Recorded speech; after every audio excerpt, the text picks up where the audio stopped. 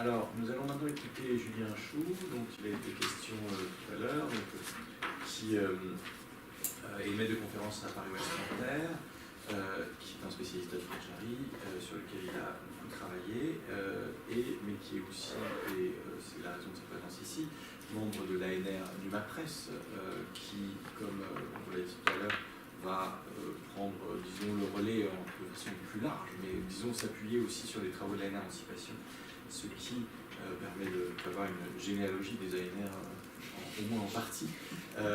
Mais bien sûr, la généalogie de NUMAPRES repose sur les projets menés sous l'égide de Marie-Ève Clémenty, et NUMAPRES donc proposera une histoire culturelle et littéraire, mettant en l'évidence des structures dans la presse française du XIXe siècle à nos jours, en s'appuyant justement sur des corpus numériques.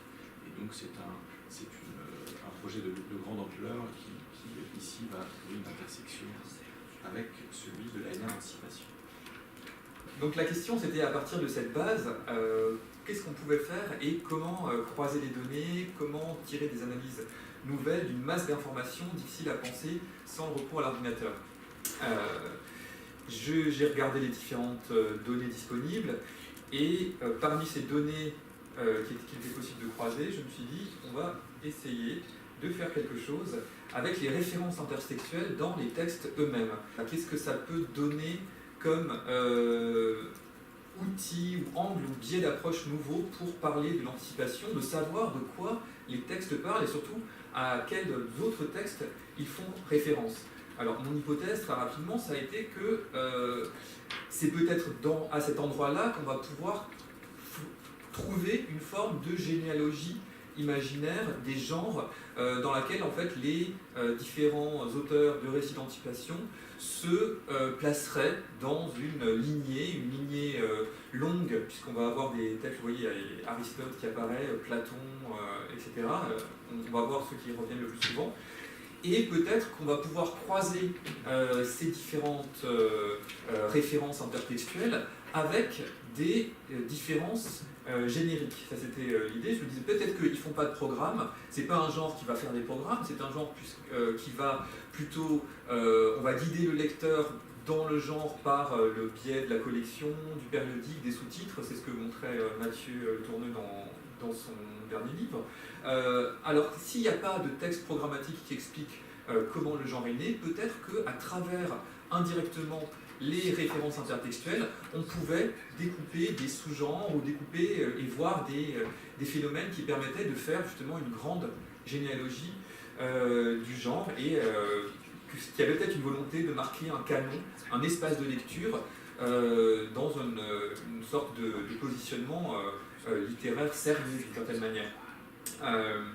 Donc est-ce qu'on assiste à la formation d'un canon? Est-ce qu'on a des processus qui seraient proches de ceux de la littérature légitime? Est-ce qu'il y a des corrélations entre les références affichées et les données, par exemple, générationnelles, les données éditoriales, les données génériques qu'on a? Est-ce que les mêmes auteurs qui utilisent le même sous-titre générique renvoient aussi aux mêmes références intertextuelles? Je me suis concentré sur les premières éditions en volume des textes pour créer un petit jeu de données structuré ainsi. Donc ça c'est simplement la structure. Donc on a un réseau avec des nœuds qui vont être les premières éditions des œuvres, avec un identifiant unique, le nom, c'est-à-dire le titre de l'œuvre, ou dans le cas d'un auteur, le nom de l'auteur, le type, est-ce qu'il s'agissait justement d'un auteur, d'un texte, d'un genre, d'un éditeur, etc. Et la date quand on l'avait. J'aurais bien aimé avoir les dates de naissance de tous les auteurs, par exemple, pour en faire des analyses temporelles, des analyses de génération, etc. Et donc, on avait ces différents nœuds qui, donc, chaque nœud était soit un texte, soit un auteur, soit un genre. Alors, j'ai pas pris les genres, en fait, j'ai pris ce que vous appeliez, c'était les rubriques, non, c'était les registres. Et les éditeurs. Donc et ensuite des liens, donc les liens entre ces différents éléments, enfin entre ces différents nœuds.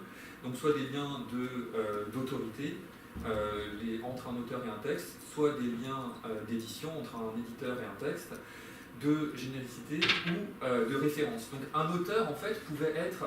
Là aussi, j'ai décidé de faire une seule catégorie auteur, qu'on parle de l'auteur du texte ou de l'auteur dont on parle dans le texte. Et c'était la différence se situait ensuite dans le type de relation qu'il avait avec le texte. Lorsqu'on regroupe les auteurs, j'en ai trouvé 661. Donc à la fois les auteurs de texte et les auteurs dont on parle dans le texte. Avec 172 auteurs de textes de la base. Donc là, ce sont les auteurs des textes de la base dont la taille dans le nuage de mots correspond alors au nombre de textes qu'ils ont dans la base. Donc ça permet de voir assez rapidement quels sont les auteurs qui sont massivement représentés dans la base par rapport aux autres.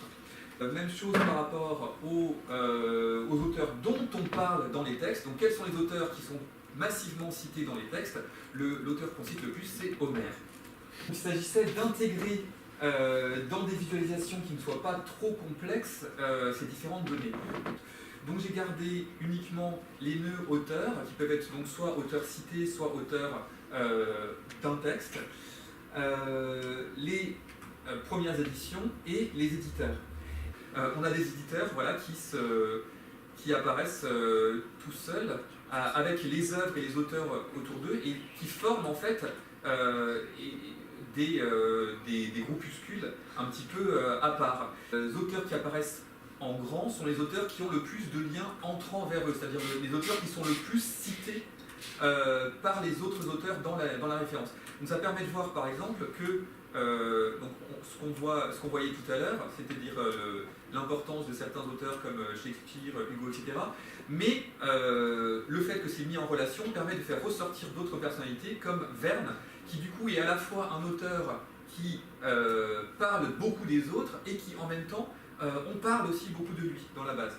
Si on fait une analyse en termes de communauté, c'est-à-dire qu'on va rapprocher, on va mettre dans la même couleur les nœuds qui ont le plus de liens en commun ensemble. Ça permet de faire ressortir justement d'autres phénomènes où on voit qu'on va avoir des effets de communauté, c'est-à-dire de groupements d'œuvres ou de groupements d'auteurs qui sont particulièrement liés entre eux.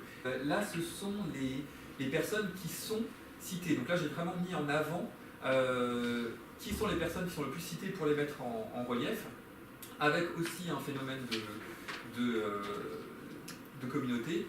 Là, on voit aussi, une fois de plus, on retrouve ce qu'on voyait dans les nuages de mots à peu près.